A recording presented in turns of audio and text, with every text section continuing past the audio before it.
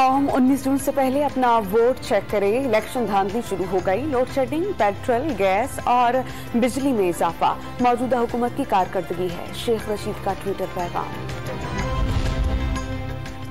विफाकी काबीना ने चीनी बैंक से 2 अरब 40 करोड़ कर्ज की मंजूरी दे दी। China Development Bank, Industrial Bank of China और बैंक ऑफ चाइना का कंसोर्शियम 3 साल के लिए रकम फराहम करेगा।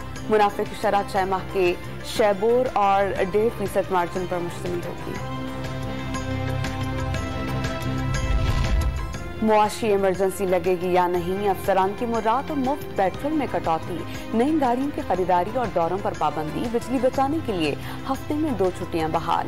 वजीर आजम ने मुआशी टीम के साथ मुशावरत में बड़े फैसले कर लिए, आज ऐलान करेंगे।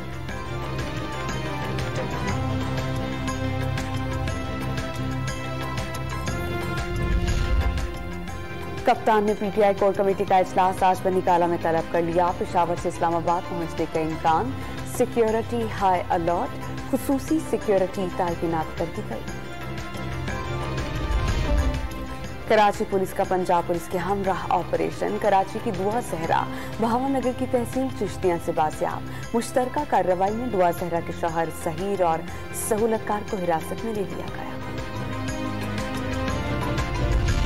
कराची की मुर्तजा चौरंगी पर ट्रक से 74 किलोग्राम से शायद चरस बरामद। मुनशियात फ्यूल टैंक में छुपाई गई थी। इंसदाद मुनशियात फोर्स ने 3 मुलजिमान गिरफ्तार कर लिए।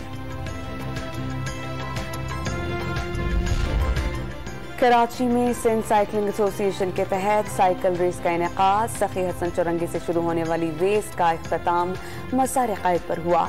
100 से ज़ायद साइकिलिस्ट की शिरकत।